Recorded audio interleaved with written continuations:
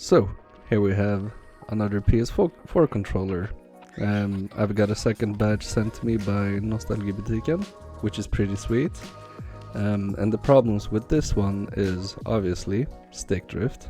And I did find a blog post from about 2009 that had some interesting tips that I haven't ever seen before. So I'm gonna try that out on these. But before we can even check how much this drifts, we need to fix the R1 button that isn't working, and first and most importantly, we need to check this USB micro port, because apparently if you put a cable in, it doesn't do anything. So we have to check it first. So what I want to do first of all is check this port under the microscope. So let's do that first. So here we are under the microscope, and I mean, it doesn't look the best. I don't know what's going on exactly on this side, inside of here, and on this side.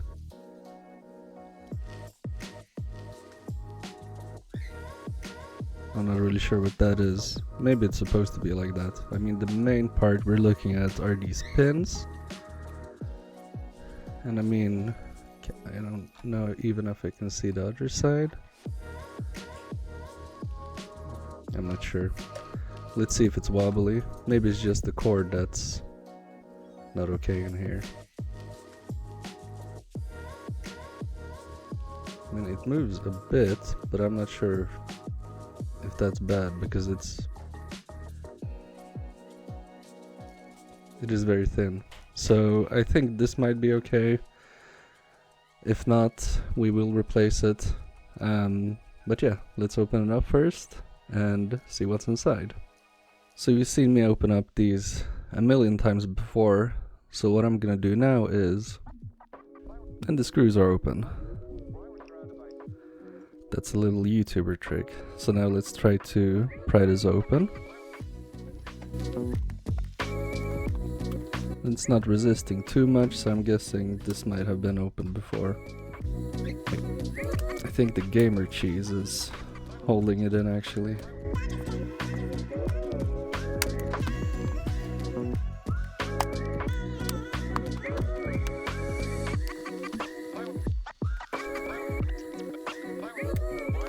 There we go. That was a bit annoying to get into.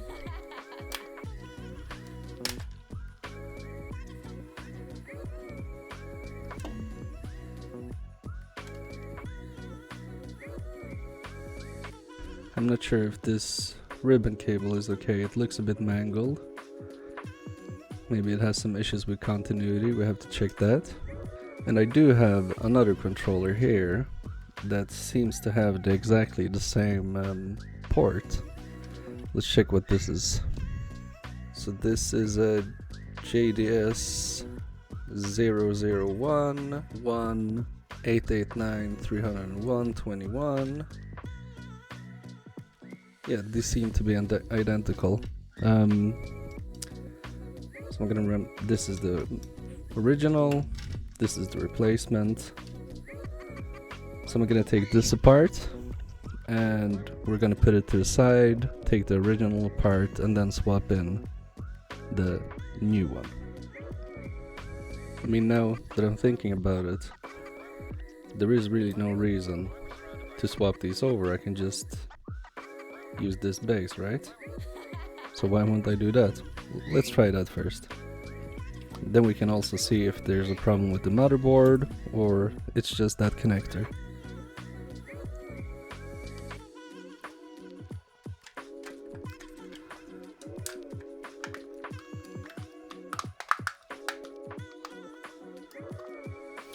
Alright, so let's see if this does anything.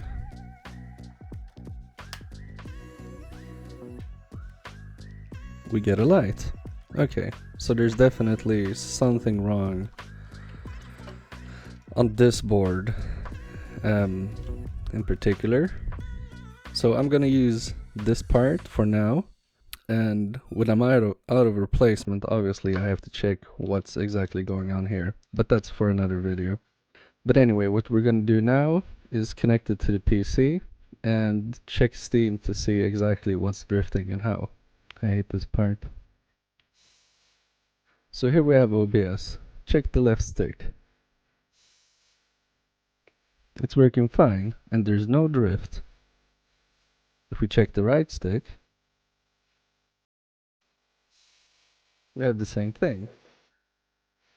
Now, let's do the share button. That works. Options. These front-facing ones. D-pad. L1, R1, R2, and it's not probably put back together, so that's why R1 is weird, but R1 and R2 are fine. So I'm wondering, was it something with this board that made this one behave weirdly? That's really strange. Yeah, I don't know what the answer to that was, but I mean, all the issues, and I have a post-it here from Nostalgiebutiken which says stick drift R1 is like a bit dull and doesn't get a connection through USB. So yeah, I'll have to test it out with a game as well, but for now let's just assume it's working good. But I still want to take it apart just a little bit to clean up, check if I need to clean the buttons and stuff like that. But yeah, it looks like it was a pretty easy fix. Anyway, enough lollygagging, let's get to it.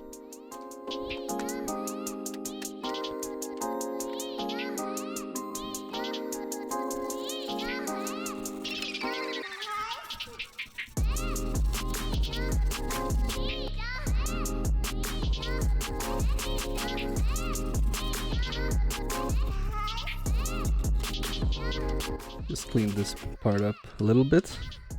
So on this board, obviously, we have to do the classic cheesing, but I want to take a look further down. Yes, we have it removed.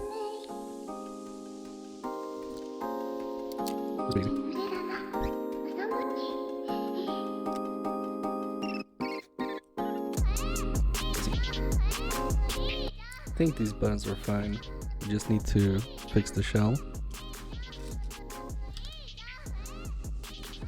And here we have what I assume is factory flux.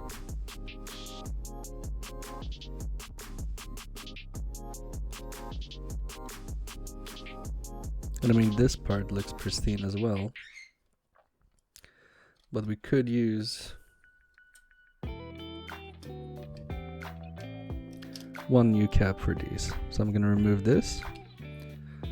And let's just give it a new one.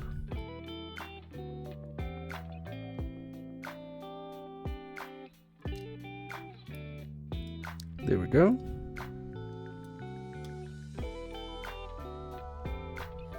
Alright, so let's clean up this mess, then put it back together, and we should be fine.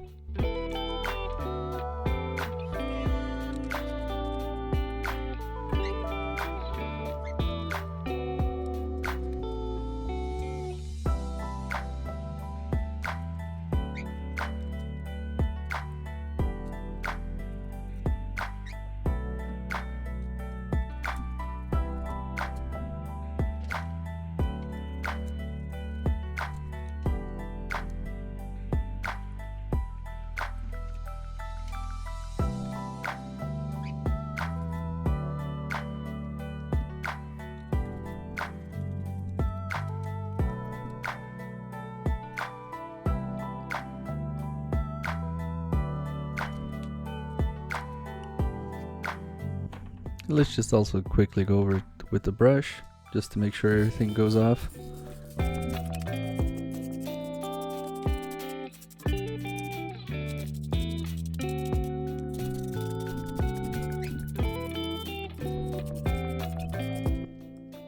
Alright, so I think we're ready to put this back together.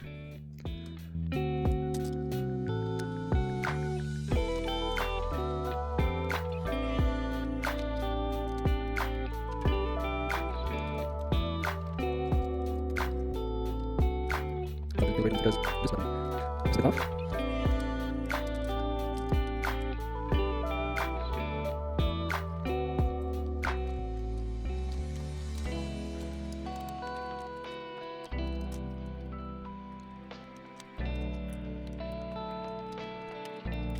There we go. Let's just check the other side. Everything seems fine.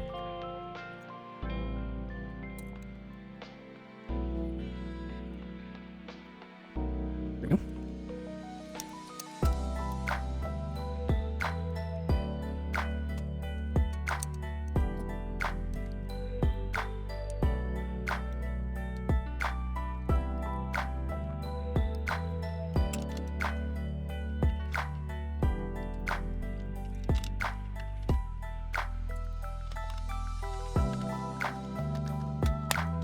Take some time.